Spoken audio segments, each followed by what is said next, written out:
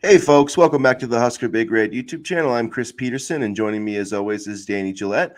And we're back with another episode of our podcast. Sorry we missed it the other day on Monday, just a little mix up of our inks. Wasn't feeling that great. But we're back here on Wednesday, and we've got lots of stuff to talk about: spring football, the transfer portal. So before we get into it, make sure that you guys hit the like button, get into the comments section, and hit the subscribe button so you don't miss any of our future content. But Danny, how you doing this morning, man? Good. I'm a little sleepy, but a lot of news. We take one day off, and all of a sudden the news starts happening. So it's good to be back, and let's get right into it. Yeah, there's lots of things happening, I guess, particularly in the transfer portal for basketball. So let's start there. I know a lot of Nebraska fans are, worried about the transfer portal and wondering about everything that's happening. Another guy dropped in yesterday, Matar Diop.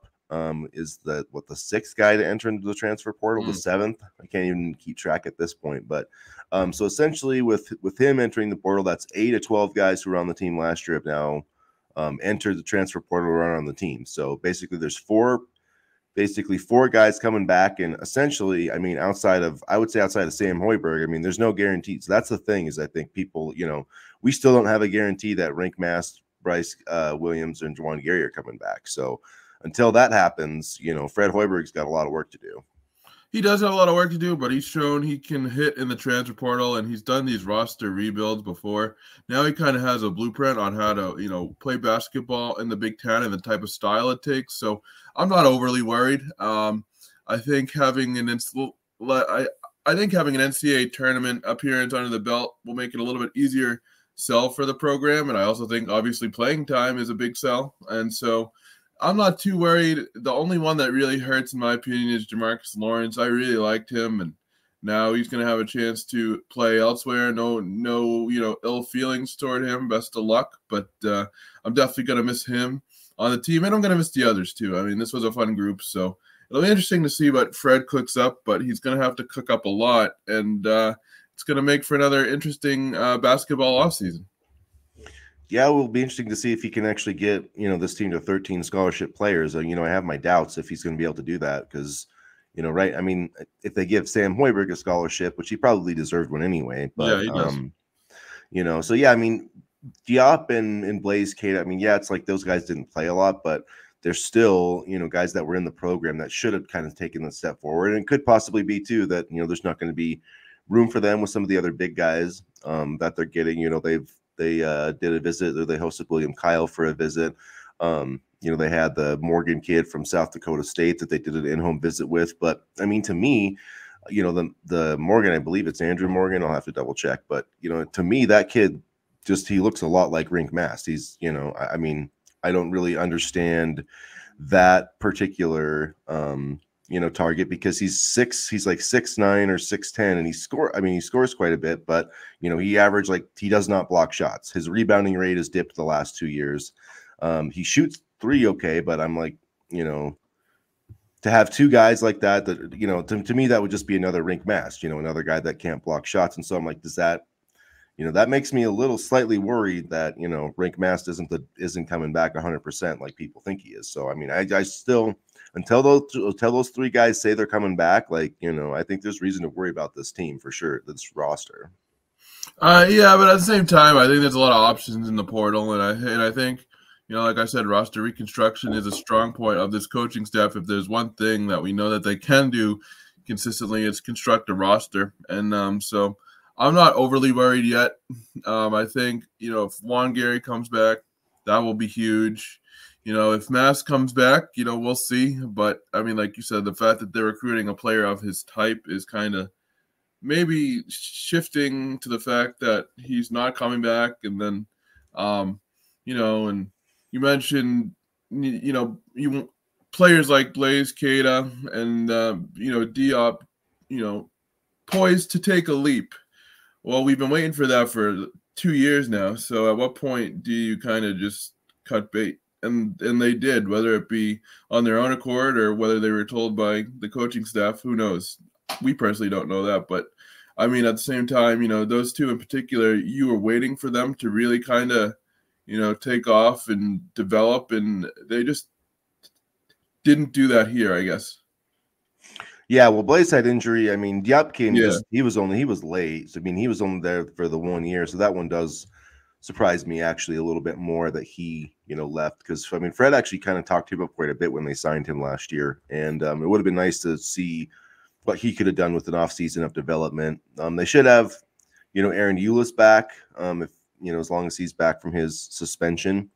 So I mean, really, you've got, I guess, so you've got 6 scholarship players, if you count him, essentially. Because you got the 3 guys that would come back, the 2 freshmen, and then him. So you'd have 7 scholarship openings. So just gonna have to do a lot of work, because you're missing your leading scorer, your best player. On top of that, Keisei Tominaga's gone, so they have to replace him. And I think with Jamarcus Lawrence, it was kind of clear he probably wasn't going to get that job. So I think that's probably why he left. So it is what it is, but they do need to find some pieces. I mean, they need to find a starting point guard, they need to find a 2 guard, and then they need to hope that they can get, Rink Mass back. But it's like, that messes me about Frankie Fiddler. Well, where's Frankie Fiddler going to play here? Where's he going to come here to sit on the bench? Is Bryce Williams going to go off the bench? Is Gary going to come off the bench and come back this year? That's where, it's easy to say, yeah, let's go get guys in the portal, but you have to have roles for them. And, CJ Wilcher didn't want to come off the bench. So, I don't know that Frankie Fiddler is going to want to. And so if you bring him in, then you're telling one of your other guys, hey, you're going to come off the bench, or they're going to play that super huge lineup like they did last year with Bryce at the 2. You're going to have to go get a point guard. I mean, it's just, there are pieces in the portal, but how it all fits together, I'm just interested to see how it happens. Yeah, and I think it's definitely a valid concern, but I just trust the coaching staff to make the most of these fits and try to piece together a roster that can compete in the Big Ten. I mean, one of the major problems I saw for last year's team was athleticism, and I think there's a lot of these targets that we're mentioning, like Kyle and Fiddler and players like that. They're really athletic, and they're really quick movers, and in terms, but they are coming from the Summit League, though. I mean, that's one thing to remember too. They're coming from a whole different league. It's a whole different world than the Big Ten. Yeah, I mean, that's fair. But then I saw the other day that they were looking at the Minnesota forward. I believe his name is Payne. And he's only a sophomore, so they're exploring all options. I think Coach Hoiberg took a visit earlier this week to go see some more guys, and I trust that this roster reconstruction will go smoothly. I think they kind of the first couple roster reconstructions, Fred wasn't sure what would fit in the Big Ten and what wouldn't. Now he kind of knows, so I'm not overly worried yet. I mean, yeah, I'm not. I mean, it is partially, that's just part of the world in college basketball, Yeah. But I was hoping that they would be able to, keep more. I mean, the really losing Jamarcus Lawrence was a bummer, because he could have been a really good bench player. But I mean, we'll see how it all works out. Fred has a lot of work to do. There are targets. There's plenty of options out there available, and he does have a lot to sell and a lot of playing time. But it's hard to rebuild your roster every single year, but unfortunately, that's kind of where college basketball is right now, because it's just a weird. The sport's in a weird place with the transfer portal and all the older players, I guess, and it's just not a great time, in my opinion, for college basketball as a whole. But at any rate, no, you're right. I agree. I mean, and I think all the transfer portal and the 6-year players. I mean, the 6-year players or whatever will end soon. So, I mean, I think better quality days for basketball are coming. It's just going to take a little bit to weed, those 6-year players out. And then, there's been obviously some recruiting stuff, but, some spring football, kind of happening still. It's the their second full week of spring practice. They, Matt, I don't know if Matt Rule actually talked yesterday. Tony White, talked at the podium, and, kind of the same old, that's the thing I do. I mean, I kind of get sick of their press conferences, because they just say the same things, I mean, it's like Tony White said, oh, we want to have the best defense, and, Cameron Leonard needs to take a leap. Like, I get it, but, it's like, please, for the love of God, will somebody tell me something actually meaningful at one of these things? No, it won't be during spring ball. We'll see more. We'll see it with our own eyes during the spring game, if anything. But I mean, yeah, Cameron Leonard needs to take a leap. That's pretty obvious. And I thought last week when he talked about having the freshman quarterbacks, ready to go, I thought that was an interesting piece of information. Matt Rule said that, and so I'm kind of curious to see, what these coaches say. I think there's a schedule where certain coaches will talk about certain things, and I'm hoping it's just not the same, rah-rah, vanilla press conference type of stuff. That's what it will probably be, but it'll at least give me something to write. And I'm just really excited to see, what this team will look like coming out of the spring. And not too many photos or mentions of Dylan Raiola, so that's good because we latch on to those things like there's no tomorrow. So it's good to keep the kid out of spotlight. Dante Dowdell looks healthy.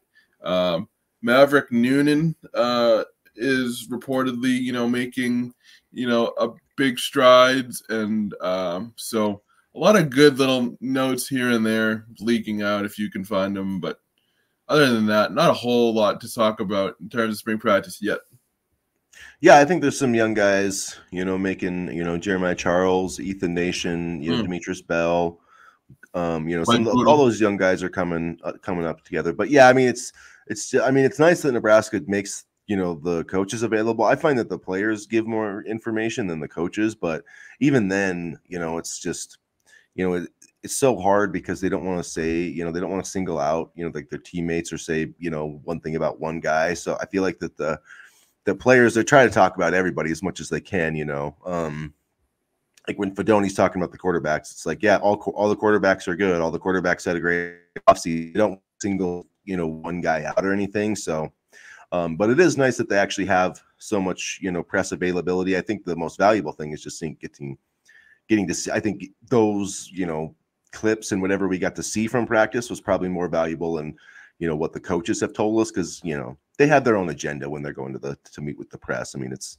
I mean, Matt Rule is very calculated when he talks to the media, and he has his little quips and stuff but he does give off a lot of information, though. I do appreciate that, but anyway, that's just my little rant about, spring press conferences. It's like, I saw one says like 3 takeaways from what Tony White said. I'm like, oh, there's takeaways from that? I didn't think he really said much of anything. Yeah, like I'm not going to try to write something or force something that's just not there, because I've seen, quotes here and there. I'm just like, yeah, am I really going to write about that? No, it's a waste of everybody's time, including the people who read our stuff. So, yeah, so I've just kind of been chilling, waiting for something to interest me and excite me, but these press conferences are a little rough. Yeah, I can't imagine the players singling out any player or anything like that. It's all very kind of calculated, and so I mean, they will slip up and say a few things here or there, I mean, and yeah, I guess you could say, it's cool that Tony White wants or thinks that they could have the number 1 defense. I mean, that's cool. And you talk about guys that are, practicing at certain spots, that sometimes will have, certain information. But, at any rate, Demetrius Bell is a guy that's kind of been getting talked about a little bit. I saw a picture of him the other day. He looked pretty good. Looked very athletic. He's a guy that, he wasn't forgotten about in the wide receiver room, but there are just so many bodies in the 2023 class. And, it was good to see him out there. And I wonder what kind of impact he can make. He's one of my sleeper guys to watch. And then kind of shifting to wide receivers a little bit, Nebraska made the top 3 for Quinnell Farrakhan Jr. And it's Nebraska, Alabama, Texas A&M, 4-star wide receiver, and the fact that we made the top 3 is encouraging. So there is that. Yeah, I thought that was encouraging. But yeah, Demetrius Bell is a guy that I really like. Ethan Nation, I think, is making a push, for that, at that cornerback spot. So yeah, those are a couple of guys. Maverick Noonan, which he mentioned, Tony White mentioned, and he's been coming off an injury, so that's another one. Van Poppel, Uma Malian, Leonard. It's those guys. That's the keys. People want to talk about transfer portal, and we have to find impact players in the transfer portal, and I saw something yesterday from Pro Football Focus. I just mean in general, not even from Nebraska fans. But I saw something from Pro Football Focus, and I'm not saying they're the end all be all. They have plenty of problems, but they listed their top returning player at each position, like for so there was like 10 or 11 players on offense and defense, and there was one transfer on that entire list, Caleb Downs from Ohio State. That was it. Every other guy was recruited and developed at their school, and I think that shows you that while you can get good players in the transfer portal, you're not getting like the guys. It's like NFL free agency. Like most of the time, there's a reason that the guy's in the portal. And Caleb Downs, the Alabama kid, wouldn't have left Alabama if Nick Saban didn't retire. So it's like that. Even getting him was a special situation. I mean, yeah, every once in a while you'll like the Michigan State running back, you'll hit on the guy, but even last year, Notre Dame got Sam Hartman, to be their big all end all. He was going to fix everything. He had the exact same issues as the other quarterbacks. He couldn't win any good. He couldn't beat anybody good. So, I guess at the end of the day, my point is that, the teams that win are the guys who can take their recruits, and by that second year, they can get them to play like 4 stars and take that big leap. That's where your impact players come from your own recruiting class, not the transfer portal. And I think that is going to start showing itself even more in college football and probably college basketball in the future, to be honest. Yeah, for sure. And, Tim Verges tweeted on Saturday, I believe it was, he said, quote, "Mark me down as a believer in Dwight Boodle for the CB2 spot. I think Ethan Nation makes a name for himself this year. One of the most competitive recruits I've ever been around." So that's encouraging just because, that's some of the young guys getting into the mix and, the recruits translating onto the field. So I really like both of those guys. Nation is incredibly athletic, and so is Boodle. So I'll be interested to see how that plays out.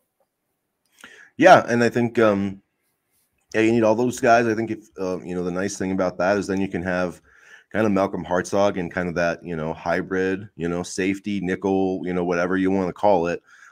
That's where I kind of prefer him and, just being that, hybrid slot guy. You can have, hopefully Nation or Boodle, Tommy Hill out there, Bly Hill too, I think is going to be. So I think you have 4, you got Tommy Hill, you have 3, second-year guys, and Bly Hill's already played at the FCS level, but 3 second-year guys ready to take over, kind of be in that competition. Safety is really interesting too. So, but, Gifford, Buford, Hartzog, I mean, they're set there, Singleton when he comes back. So what do you think about Kamir Prescott? He's a name that I keep forgetting to mention, but he is also very talented in my opinion. I mean, I think he's solid. I would bet on Caleb Benning playing before him, but that's just my opinion. I think Caleb Benning is going to be really. I think people are going to be glad that he ended up signing with Nebraska in a couple of years because I think he's definitely one on this team. I think who's going to outplay his ranking when his time is done at Nebraska. I feel the same way about Donovan Jones. I know he plays a similar position to Benning, but I think he's really talented too. So there's a lot of talent for the future in that backfield. Yeah, there definitely is. And in terms of more recruiting stuff, they had Pierce Newberry got another crystal ball this week. So that's kind of about it. There's a few more in-state offers, which we can cover later. But I think things are trending in the right direction. With lots of recruits there.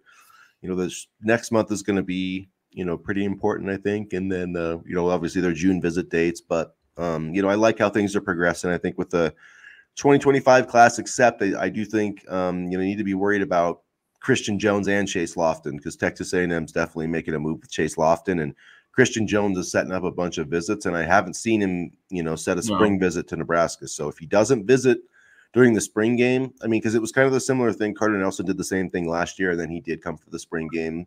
So as long as Christian Jones comes for the spring game, I'm not going to worry about it. But if he's not there, I think that isn't a great sign for Nebraska. I've kind of already written Christian Jones off. Chase Lofton would be the more attainable target in my opinion, but I'll be interested to see what the status of Lofton is because, I mean, Jones, I think is just I think either Notre Dame's gonna.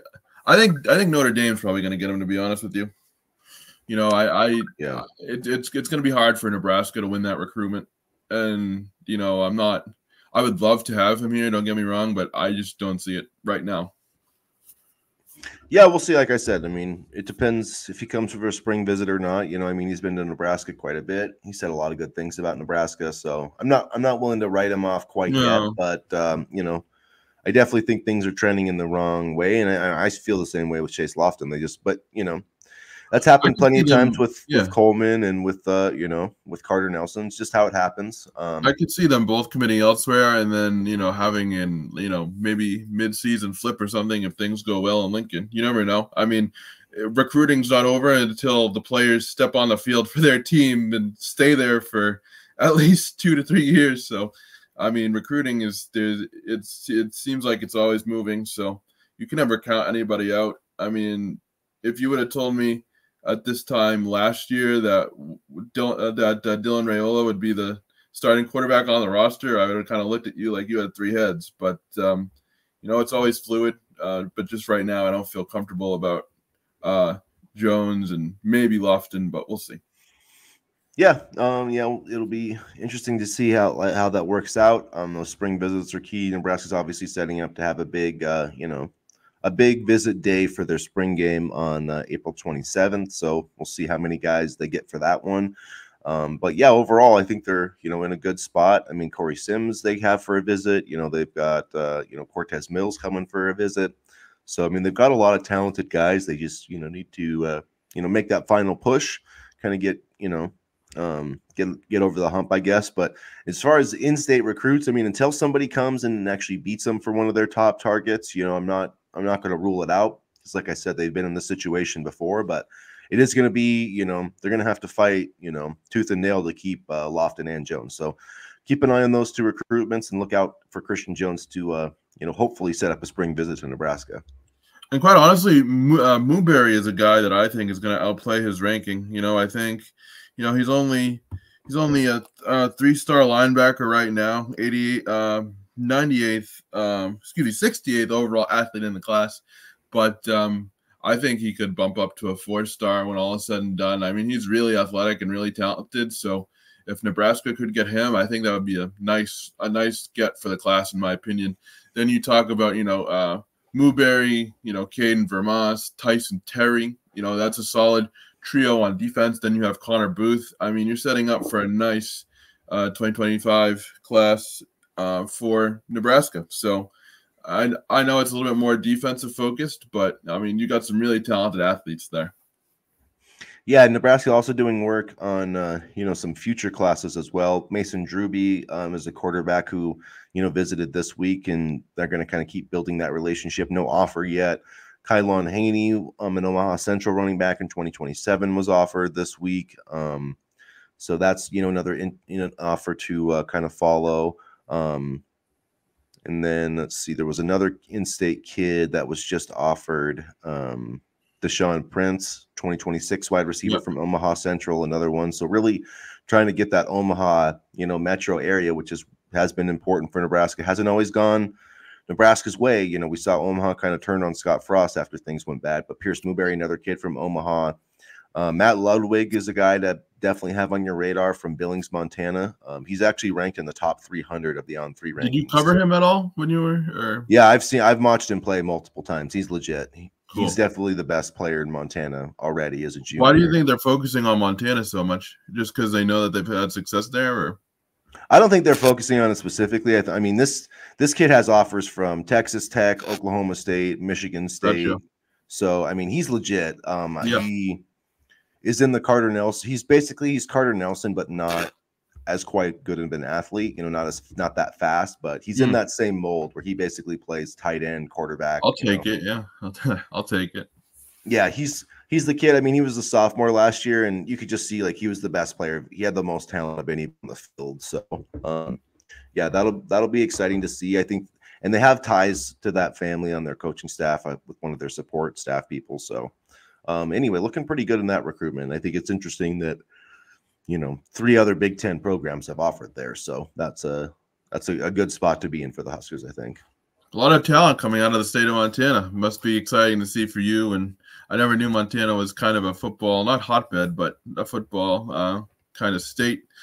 It's good to see. It's good to see Nebraska kind of, traveling to all sorts of areas of the country. And you mentioned Omaha soured on Scott Frost after a while, and that certainly wasn't the only thing that soured on Scott Frost after a while. But I'm glad to see that we're kind of reconnecting in Omaha. I think it's important, and just to establish that as your base in your home state.